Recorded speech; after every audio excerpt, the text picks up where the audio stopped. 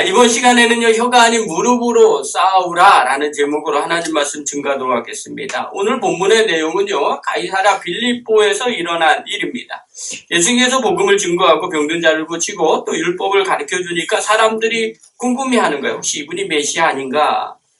이런 말들이 돌아다니기 시작했어요. 물론 어떤 사람은 선지자일 거야, 그 중에 한 사람일 거야, 뭐 이렇게 얘기한 거죠. 그게 예수님의 귀에 들린 거예요. 예수님이 되게 궁금하셨나 봅니다. 그래서 그거에 대한 관심을 가졌어요. 제자들에게 물어봅니다. 13절에 이렇게 말해요. 우리 한번 읽겠습니다. 시작. 예수께서 빌립보의 가이사랴 지방에 이르러서 제자들에게 물으셨다. 사람들이 인자를 누구라 하느냐?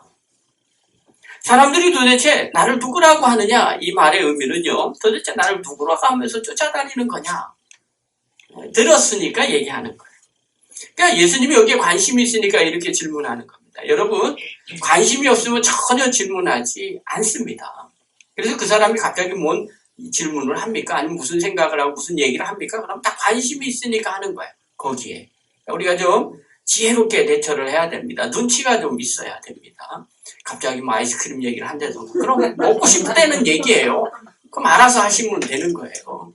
근데 그거를 지혜롭지 못하니까 잘 못 알아듣는 거예요. 눈치가 없는 거죠. 그러니까 예수님께서 이렇게 말한다는 건 당연히 여기에 관심이 많으신 거예요. 만약에 예수님이 관심이 없으셨다면 이런 질문 하시겠어요? 제자들한테 사람들이 날 누구라고 하느냐? 관심이 있으니까 질문하는 거예요. 관심 없으면요 전혀 생각하지 않잖아요. 우리도 주변에 그런 경우 있잖아요. 내가 옆에 있는 사람한테 막 내 관심사를 얘기했는데 그 사람은 전혀 반응도 안 해요. 그리고 그냥 가요. 그러면 내 말 안 듣는다는 거예요. 왜 안 듣냐? 상대방은 관심이 없어요. 그러니까 그 얘기가 들려도 그냥 뭔 소리가 들리는구나 이렇게 생각만 하는 거예요. 관심 있으면요 저 멀리서 속삭여도 들립니다. 그만큼 관심이 있는 거예요. 저는요 이 부분이 너무 중요하다고 생각해요. 예수님이 왜 여기에 관심이 있는가? 세속적이라 관심이 있는 게 아닙니다. 예수님이 이 부분이 너무 중요하니까 이 부분에 관심을 두신 거예요. 왜냐하면 예수님을 따라다닐 때 항상 이 생각을 하고 가야 됩니다. 어떤 마음으로 따라다니냐에 따라서 그 사람의 행동이 결정됩니다. 늘 점검해 보시기 바랍니다. 옆에 있는 사람이 어떤 마음을 갖고 있느냐에 따라서 그 사람의 행동이 달라져요. 학생이요, 예를 듭니다. 학생이 학교를 다녀요. 왜 다니느냐? 우리 지방의 한 목사님 아들이 이번에 수시로 카이스트에 합격을 했어요. 총장상으로 합격을 했어요. 그런데 그렇게 기뻐하지 않아요. 왜냐면 걔의 목표는 서울대예요. 안성에서 1등하는 애니까 서울대예요. 근데 생각 한번 해보시죠. 목표가 뭐냐? 자기는 서울대를 가는 거예요. 자, 이런 생각을 갖고 학교를 다닌다고 생각해 보십시다. 자, 그러면 그 학생이 어떻게 할까요? 학교 생활. 친구들이랑 놀까요? 아니면 열심히 죽어라고 공부할까요? 만약에요, 내가 서울대학교 목표를 가지고 그런 생각을 가지고 학교를 다니는데 그 애가 매일 공부 안 하고 놀기만 해요. 그러면 그 애는 어떤 애일까요? 둘 중에 하나입니다. 진짜 엄청난 천재거나. 그래서 공부를 안 해도 서울대학교를 넉넉하게 들어갈 수 있다거나, 그러지 않으면 자기 주제 파악을 못하는 애예요. 하는 행동을 보면 알게 되는 거죠. 그 대학 가려면요 타고난 머리가 있어야 됩니다.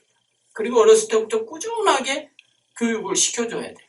뒷바라지 해줘야 돼요. 그리고요 본인도 꾸준하게 노력을 해야 됩니다. 한마디로 말하면 죽어라고 해야 됩니다. 그렇기 때문에 당연히 그 아이의 모습을 보고 행동을 보면 제가 어떤 아이구나 라고 생각할 수 있는 거예요. 반대로요 학교 다니는 이유가 서울대가 아니에요. 얘는요 목표가 나는 친구를 사귀는 게 목표예요. 그런 애들이 있어요. 누구라고 얘기 안 하겠어요. 그러면 그 아이는 어떻게 하는지 아닙니까? 수업 시간에는요 그냥 졸거나 딴짓 하거나 아니면 같은 거 그래요. 그리고요 쉬는 시간이 되면 항상 순회를 합니다. 자기 친구들이랑 어울리고 매점을 가고 옆방 가갖고 또 친구들하고 사귀고 이야기를 나누고, 왜냐하면 그의 인생의 학교의 목표가 뭐냐면 서울대가 아니에요. 공부가 아니에요. 걔 목표는 인간관계를 잘 맺는 거예요. 그러니까 끊임없이 사람과 친구들 관계를 맺는 거에 집중합니다. 그래서 쉬는 시간에 그 옆에 가서 놀고 떠들고 이야기 나누고 저녁에 뭐 할래? 우리 학교 끝나고 나서 나가서 놀래? 노래방 갈래? 뭐 이런 것들만 계속 짜는 거예요. 그리고요, 그 친구는요, 절대로 다른 친구가 뭘 부탁을 할 때 안 돼! 못해! 싸우지 않습니다. 왜냐하면 걔의 목표는 인간관계를 잘 맺는 거예요. 친구를 두루두루 사귀는 거예요. 그러니까 웬만하면 다 들어줘요. 왜냐하면 인간관계가 어그러지면 안 되기 때문에 그런 겁니다. 여러분, 목표가 그렇게 중요해요. 어떤 마음을 가지고 학교를 다니냐에 따라서 결과가 전혀 달라요. 행동이 전혀 다르다는 거예요. 이거는요, 세상도 마찬가지예요. 사람들이 무슨 생각을 하면서 사느냐가 아주 중요합니다. 그게 행동을 결정하기 때문에 그런 겁니다. 자, 그러면 여러분에게 질문할게요. 여러분은 무슨 생각을 하며 신앙생활을 하고 계십니까? 아무 생각이 없어요. 예수님께서 그래서 제자들에게 물어보는 거예요. 사람들이 인자를 누구라고 하느냐? 나를 누구라고 하느냐? 도대체 나를 누구라고 생각하면서 따라다니는 거니? 그러자 제자들이 이렇게 말을 해요. 14절. 우리 한번 읽겠습니다. 시작. 제자들이 대답하였다. 세례자 요한이라고 하는 사람들도 있고 엘리야라고 하는 사람들도 있고 예레미야 예언자들 가운데 한 분이라고 하는 사람들도 있습니다. 어떤 사람은 세례 요한이라고 합니다. 어떤 사람은 엘리야라고 합니다. 그래서 막 쫓아다닙니다. 어떤 사람은 예레미야 아니면 예언자라고 생각하면서 쫓아다니고 있습니다. 이런 거예요. 자, 이러면 예수님이 여기서까지 궁금증이 해소가 됐으면 이 정도면 스톱해야 돼요. 그래? 사람들이 나를 그렇게 생각하고 쫓아다니는구나. 아, 세례 요한이라고 생각하고 쫓아다니고 엘리야라고 생각하고 쫓아다니고 예레미야라고 생각하고 아니면 예언자라고 생각하고 쫓아다니네. 관심이 여기까지 있으면 여기서 대답 듣고 그 다음에 스톱하고 그냥 가면 됩니다. 그런데 예수님은 여기서 하나를 더 나가요. 왜 더 나갈까요? 진짜 관심사가 이게 아니라는 거예요. 진짜 관심사는 15절이에요. 15절. 우리 한번 읽겠습니다. 시작. 예수께서 그들에게 물으셨다. 그러면 너희는 나를 누구라고 하느냐? 여기서 그들은 누구예요? 제자들이에요. 그러니까 예수님의 관심은요, 사람들에게 있는데 사람들이 나를 누구라고 쫓아내면 그래, 그렇구나. 그리고 끝나는데 진짜 궁금한 건 제자들이었던 거예요. 도대체 너희들은 나를 누구라고 하느냐? 굉장한 관심이에요. 제가요, 이 말씀 묵상하는데 내 스스로에게 물어봤어요. 마음 가운데 너는, 박 목사, 너는 나를 왜 따라다니니? 별 질문 다 하죠. 근데 처음에는 당연히 주는 그리스도시요 살아계신 하나님의 아들 아닙니까? 내가 주님을 따르지요 이렇게 생각을 했어요. 그런데 생각하면 내내 뭔가 찜찜해요. 진짜인가? 그런 생각이 드는 거예요. 정말 주님이 나를 구원해 주셔서 당연히 따라다니는 거 아닙니까? 진짜? 이런 생각이 드는 거예요. 정말 주님이 나를 구원해 주셔서 내가 주님을 이렇게 따라다니고 십자가 지려고 그러고 주의 길을 간다고 하면 정말 마음 가운데 드는 생각이 정말? 그러면 너 감사하는 거 아니야? 아니, 감사절 묵상하는데 감사가 형식적으로 묵상이 되는 거예요. 그러면 정말 감사해야 되는 거 아니니? 마음 가운데 엄청나게 찔림이 있는 거예요. 정말 구원에 감사해서 주님 쫓아다니는 게 다 알고 있는데 그렇게 고백도 한 적이 있는데 그게 지금 아닌 것 같은 생각이 드는 거예요.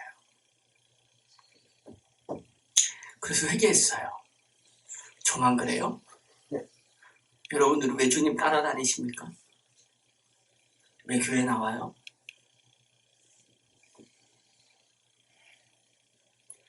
저도 여러분에게 아주 궁금해요. 여러분은 무슨 마음으로 예수님을 믿고 계십니까? 예수님은 지금 여러분은 무슨 마음으로 우리 한성열린교회 나오셨어요?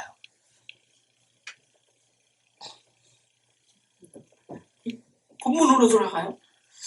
예수님이 이런 질문을 해요. 그러면 너희는 나를 누구라고 하느냐? 그렇게 질문하니까 베드로가 대뜸 대답을 해요. 16절입니다. 우리 한번 읽겠습니다. 시작. 시몬 베드로가 대답하였다. 선생님, 살아계신 하나님의 아들 그리스도십니다. 이게요, 개역개정판에는요, 주는 그리스도시요 살아계신 하나님의 아들이십니다. 이렇게 얘기합니다. 묵상을 해봤어요. 자, 그때 상황으로 머릿속에 상상을 하는 거예요. 가이사랴 빌립보에 성지순례 때 갔다 왔거든요. 그래서 거기가 어딘지 알겠어요. 그 의자 같은 데 이렇게 돌판이 있는데 거기 앉아갖고 예수님이 아마 그랬었을 거예요. 거기에는 거기밖에 앉을 데가 없어요. 거기 앉아가지고 제자들하고 같이 이렇게 있으면서 물어본 것 같아요. 그런데 베드로가 벌떡 일어나서 주는 그리스도 살아계신 하나님 아들입니다. 그때 다른 제자들은 어떤 생각을 했었을까? 막 다른 제자들이 저요 내가 할 거야 그렇게 하는데 베드로가 선수를 친 건가? 곰곰이 묵상하는데 그렇게 생각되지가 않는 거예요. 왜냐하면 성경 그 다음에도 보면요, 어디에도 제자들이 뜸을 들였거나 아니면 제자들이 먼저 하려고 했는데 베드로가 가로챘다, 뭐 이런 내용들이 하나도 없어요. 이 말은요, 그냥 암묵적으로 동의했다는 거예요. 그냥 그래? 베드로 말이 맞아. 그것도 사실은 아닌 것 같아요. 그냥 쉽게 생각하면 제가 깨달은 건, 느낀 건 베드로 혼자 저렇게 했구나. 나머지들은 별반 생각이 없었던 거예요. 그냥 쫓아다닌 거예요. 근데 쫓아다닌 이유가 있죠. 성경을 곳곳에서 보니까 그들은 뭐 하려고 쫓아다니면 이분 따라가면 한 권세 얻겠다라는 생각을 갖고 쫓아간 거예요. 나한테 유익하겠다 하는 생각을 갖고 쫓아간 거예요. 잘 먹고 잘 살겠다 라는 생각을 갖고 쫓아간 거예요. 그러니까 그 생각했지, 이거 하나님이, 예수님이 어떤 분인지, 그리스도는 살아계신, 그리스도는, 주는 그리스도시여 살아계신 하나님의 아들입니다. 이런 고백조차도 생각해 본 적이 없는 거예요. 그러니까 말도 못 하는 거예요. 근데요, 베드로가 아주 기가 막히게 이렇게 대답을 하니까 이 대답이 예수님 마음에 쏙 들어버린 거예요. 예수님이 진짜 원한 답이 이거였어요. 그래서 베드로에게 이렇게 말해요. 17절 읽겠습니다. 시작. 예수께서 그에게 말씀하셨다. 시몬 바요나야, 너는 복이 있다. 너에게 이것을 알려주신 분은 사람이 아니라 하늘에 계신 나의 아버지시다. 내가 복이 있다? 이것을 내게 알려주신 분은 사람이 아니라 하늘에 계신 내 아버지시다. 이렇게 말해요. 이 말은, 야, 네 머리는 이거 고백할 수 없어. 이건 아무나 고백하는 게 아니야. 다른 말로 표현하면 이 정도 고백은 정말 하나님이 주시지 않으면 고백할 수 없는 고백이야. 그리고 선물을 줘요. 18절, 19절. 우리 한번 읽겠습니다. 시작. 나도 너에게 말한다. 너는 내 누구다. 나는 이 반석 위에 다가 내 교회를 세우겠다. 죽음의 문들이 그것을 이기지 못할 것이다. 내가 너에게 하늘나라의 열쇠를 주겠다. 내가 무엇이든지 땅에서 매면 하늘에서도 매일 것이요 땅에서 풀면 하늘에서도 풀릴 것이라. 엄청난 복이잖아요. 이 하늘나라의 열쇠가 여러분에게 있기를 간절히 소망합니다. 근데 생각하십시오. 왜 예수님께서 베드로에게 이걸 줄까요? 이유는 다른 게 아니에요. 충분히 베드로의 고백이 이걸 받을 만한 가치가 있다는 거예요. 여러분, 중요한 메시지예요. 우리가 어떤 생각을 갖느냐에 따라서 하나님께서 우리에게 천국의 열쇠를 주기도 하십니다. 우리는요, 주시옵소서 한다고 그걸 받는다고 생각을 해요. 그렇지 않다는 거예요. 우리가 평소에 어떤 생각을 갖고 있느냐에 따라서 주님께서 하늘의 복을 주기도 하고 주지 않기도 하신다는 거예요. 어떤 사람이 이런 이야기를 해요. 나는 왜 이렇게 살아야 합니까? 나에게는 왜 하나님 주신 놀라운 축복이 없습니까? 어떤 분은 이렇게 생각할지 몰라요. 나도 천국의 열쇠를 갖고 싶습니다. 그러면 우리가 해야 할 일은 뭘까요? 천국의 열쇠에만 관심을 갖지 마십시오. 예수님이 누구인지 주님이 원하는 대답을 하면 하나님은 이 모든 걸 다 주신다는 거예요. 우린 자꾸 열쇠에만 관심이 있어요. 근데 주님은요, 우리에게 관심이 있어요. 주님이 기뻐하고 주님이 원하는 것에 관심을 갖고 행하면요, 천국의 열쇠는 누구에게나 다 하나님이 주시더라는 거예요. 그리고 난 뒤에요, 예수님은 자신이 십자가에 달려서 고난받을 것이라고 말씀을 하십니다. 21절이에요. 읽겠습니다. 시작. 그때부터 예수께서는 자기가 반드시 예루살렘에 올라가야 하며 장로들과 대제사장들과 율법학자들에게 많은 고난을 받고 죽임을 당해야 하며 사흘째 되는 날에 살아야 한다는 것을 제자들에게 가르치기 시작하셨다. 그때요, 신앙 고백하고 난 뒤 이제 예수님께서 예루살렘에 올라가서 죽임을 당한다는 걸 비로소 이야기하기 시작합니다. 그러자 베드로가 오늘 대답을 해요. 또 이것도 앞서서 먼저 대답을 합니다. 뭐라고 대답하느냐? 22절입니다. 우리 한번 읽겠습니다. 시작. 이에 베드로가 예수를 따로 붙들고 주님 안 됩니다. 절대로 이런 일이 주님께 일어나서는 안 됩니다. 라고 말하면서 예수께 대들었다. 절대로 그래서는 안 됩니다 하고 대드는 거예요. 여러분 이런 경험 있으세요? 밑에 있는 사람이 갑자기 얼굴 확 붉히면서 그렇게 해서 되겠습니까? 그러면서 대들 때가 있어요. 막 눈을 부라리면서 큰 소리 외치면서 손으로 멱살만 안 잡은 거지 다 잡아버린 거예요. 다른 성경에는요, 소리를 높여서 이렇게 표현해요. 이번엔 큰 소리로 윽박을 질렀다는 거예요. 안 됩니다. 부드럽고 웃는 얼굴로 안 됩니다. 그렇게 말하지 않았다. 험악한 인상을 갖고 얘기하는 거예요. 묵상하는데요, 충분히 그럴 수도 있겠다 하는 생각이 들어요. 십자가 지고 고통 당하는데 제자들의 입장에서는 우리 주님이 그렇게 죽으시면 안 됩니다. 그리고 안타까워서 이렇게 할 수도 있겠죠. 그런데 베드로는요, 사실 그것 때문에 이렇게 한 게 아니에요. 이렇게 험하게 죽으면 안 됩니다. 그렇게 얘기하는 거예요.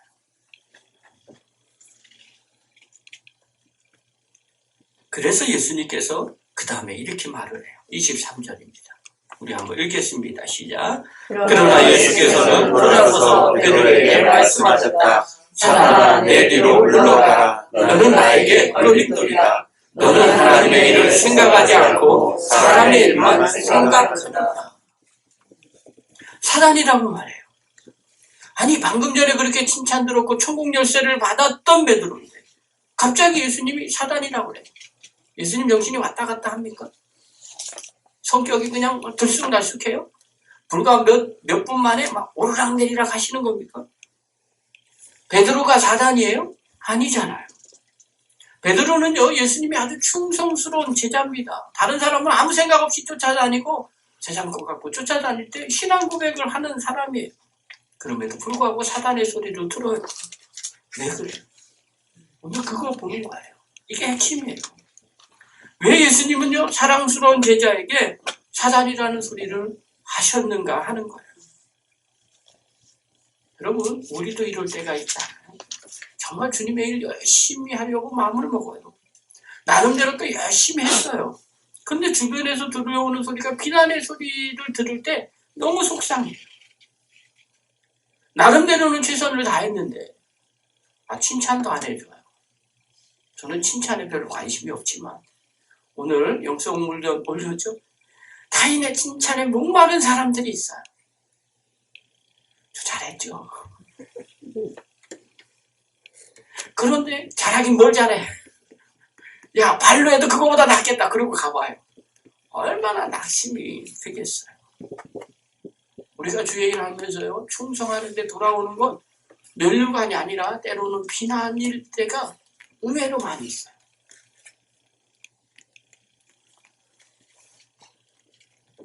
왜 이런 일들이 벌어질까? 그걸 알려면요, 23절 다시 한번 볼 거예요. 내용을 한번 봅시다. 읽겠습니다. 시작. 그러나 예수께서는 돌아서서 베드로에게 말씀하셨다. 사단아, 내 뒤로 물러가라. 너는 나에게 걸림돌이다. 너는 하나님의 일을 생각하지 않고 사람의 일만 생각하는구나. 베드로가 사단은 아니에요. 근데 사단이 베드로를 사용해서 어떻게 됐느냐. 사단이 베드로를 사용해서 예수님 앞에 쓴 거예요. 계획은 예수님의 계획이 넘어지게 하려는 계획이에요. 그게 뭐냐면 하나님의 일보다는 사람 일에 더 관심이 많았기 때문에 그런 거예요. 여러분, 예수님이 이 땅에 오신 목적이 무엇이에요? 예수님은요, 십자가 지시려고 이 땅에 오신 거예요. 근데 그걸 못하게 하면 그게 곧 사단의 일인 거예요. 예수님은 이 땅에 오실 때 잃어버린 영혼을 찾기 위해서 이 땅에 오셨어요. 그래서 예수님 믿으면 누구나 구원함을 받게 하셨어요. 예수님이 십자가에서 피 흘려 죽으심으로 말미암아 우리의 죄를 대신 지시고 돌아가신 거예요. 그래서 그분을 믿기만 하면 누구나 구원함을 받게 되는 겁니다. 그 길을 위해서 묵묵하게 예루살렘에 가시고 십자가를 짊어지시고 돌아가셔야 됩니다. 그게 하나님의 일이에요. 그런데 베드로는요, 그 생각을 하지 못하는 거예요. 그저 내 생각. 우리 예수님이 예루살렘에 가서 한 자리 차지해야 되는데 그렇게 가면 안 되는 거 아닙니까? 그리고 화를 내는 거예요. 하나님의 길보다는 내가 원하는 길을 가지 않아서 화가 나는 거예요. 여러분, 우리가 신앙생활 할 때 가끔씩 화날 때가 있어요. 왜 화가 날까요? 때로는 좌절하고 낙심할 때가 있어요. 왜 좌절하고 낙심할까요? 이유가 무엇인지를 확인하셔야 돼요. 내 생각대로 되지 않아서 화나고 있습니까? 내 생각대로 되지 않아서 낙심하고 좌절하고 있습니까? 그건 사람의 일이에요. 우리가 생각하는 거는요, 화낼 상황이 됐어도 그게 내 생각이 아니라 하나님의 생각이라면 화를 쳐부셔야 돼요. 좌절하고 낙심할 만한 상황이 됐어요. 그런데 보니까 내 생각 빼면 아무것도 아니에요. 그러면요, 낙심할 필요가 없어요. 좌절할 필요도 없는 거예요. 베드로가 자기 생각을 하니까 예수님 앞에 얘기하는 거예요. 절대로 그러면 안 됩니다. 화내고 대드는 거예요. 주님 생각보다는 내 생각이 더 중요해요. 내 뜻이 더 중요해요. 내가 원하는 게 더 중요한 거예요. 악한 마귀가 이걸 사용합니다. 그래서 우리를 화나게 만들고요. 우리를 좌절하게 만들고 우리를 낙심하게 만듭니다. 악한 마귀의 특징이 있어요. 악한 마귀는요, 늘 사람 옆에 있어서 늘 참소를 해요. 참소라는 건 항상 말로 남의 말을 하는 거예요. 칭찬하는 거는 참소라고 하지 않아요. 옆에 있는 사람 칭찬을 막 하는 건 참소가 아니에요. 그런데 옆에서 말로 그 사람을 아주 안 좋게 얘기하는 거예요. 계속해서 비판하는 거예요. 그걸 참소라고 말해요. 악한 마귀는요, 옆에서 계속 그렇게 이야기를 해요. 결론이 뭐냐? 하나님이 원하는 것을 하지 못하게 하는 거예요. 요한계시록 2장 10절에 보면요, 악한 마귀의 정체가 이래요. 우리 한번 읽겠습니다. 시작. 그때 내가 들으니 하늘에서 큰 음성이 이렇게 울렸다 합니다. 이제 우리 하나님의 구원과 권능과 나라가 이루어지고 하나님이 세우신 그리스도의 권세가 나타났다. 우리의 동료들을 헛뜯는 자, 우리 하나님 앞에서 밤낮으로 그것을 헛뜯는 자가 내쫓겼다. 악한 마귀의 별명이요, 참소하는 자예요. 이 마귀는 어떻게 하느냐? 밤낮으로 참소를 해요. 시간만 나면 남을 비판하는 일을 하는 거예요. 옛날에는요, 가정에서 며느리들이 제일 원통했어요. 그래서 요즘은요, 뭐 결혼도 하지 말라고 그런 얘기를 해요. 잘 되면요, 부모님이 좋아서 남편이 잘 돼서 잘 됐대요. 만약에 집안이 안 되면 뭐라 그래요? 사람 잘못 들여서 그렇게 됐대요. 애가 잘못되잖아요? 그러면 남편이 잘못돼서 애가 이 모양 이 꼴이라고 얘기하는 사람 한 사람도 없어요. 시어머니, 시아버지가 잘못해서 애가 이렇게 됐다고 말하는 사람 하나도 없어요. 다들 뭐라 그랬냐면 엄마가 뭐 했냐고 그렇게 말해요. 그러니까 그분들 입장에서는요, 시자 들어가면 다 싫어하는 거예요. 근데 진짜 정말 그러냐는 거예요. 아니잖아요. 근데요, 우리나라 옛날 문화는 그렇게 늘 참소해요. 누구 때문에, 누구 때문에, 누구 때문에, 누구 때문에. 그러니 집안이 행복하겠어요? 행복하지가 않는 거예요. 왜냐하면 늘 비판만 하니까 그런 거예요. 근데 요즘 어떻게 해요? 무조건 칭찬해 주라잖아요. 왜 그렇게 비판하는지 아십니까? 하나님의 일보다는요, 사람 일에 더 집중하기 때문에 그런 겁니다.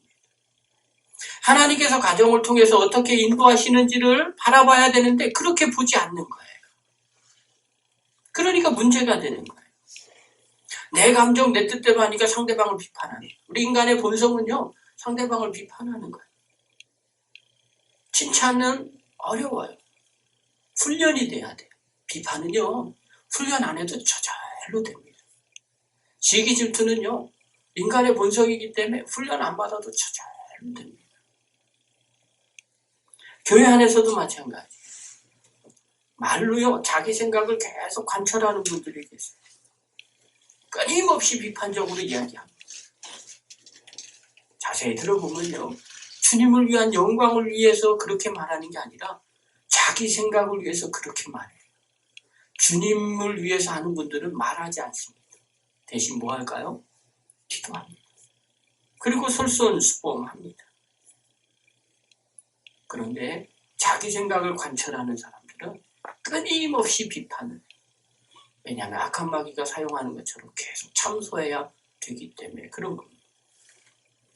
만약에 우리의 영적인 눈이 열려지지 않으면요, 우리도 그렇게 베드로처럼 사단이라는 소리를 듣게 되는 거예요. 사랑하는 성도 여러분, 내가 말할 때, 행동할 때 무엇보다 생각합니까? 하나님의 일을 생각합니까? 아니면 사람의 일을 생각합니까? 사람의 일을 생각하는 사람은 비판합니다. 그러나 하나님의 일을 생각하는 사람은 기도하게 돼 있어요. 하나님의 뜻을 위해서 기도하고요. 그리고 기도하고 하나님께서 말씀하시는 게 무엇인지를 확인합니다. 그리고 그 일을 위해서 애쓰고 수고하게 되는 거예요. 사랑하는 성도 여러분, 우리가 주님 앞에 칭찬 듣는 천국의 열쇠를 받을 수 있느냐, 아니면 악한 마귀 사단의 소리를 듣느냐의 차이는요, 무엇을 고백하느냐에 따라 달라집니다.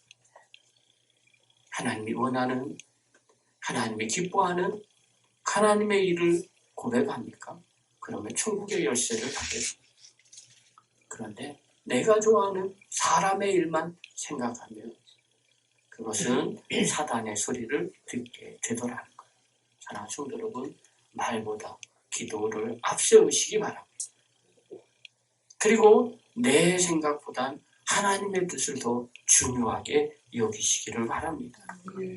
그럴 때 하나님 앞에서 인정받는 성도가 됩니다. 늘 주님 앞에서 기도하고 하나님의 뜻을 고백하고 그것들을 묵묵하게 해나가는 믿음의 거룩한 종들 되기를 간절히 축원합니다. 아멘. 기도하겠습니다. 거룩하신 하나님 아버지 은혜를 감사드립니다. 교회를 향한 하나님의 뜻이 있는데 그것보다 자기의 뜻을 먼저 하는 사람 되지 않게 하여 주시옵소서. 내 뜻보다는, 내 뜻을 말하기보다는 하나님의 뜻을 전하게 하여 주시고, 말하기보다는 먼저 기도해서 하나님의 뜻을 구하는 저희들 되게 하여 주시옵소서. 그래서 입으로 신앙생활하는 것이 아니라 무릎으로 신앙생활하는 하나님의 거룩한 백성들 되게 하여 주시옵소서. 예수님의 이름으로 감사하며 기도하옵나이다. 아멘.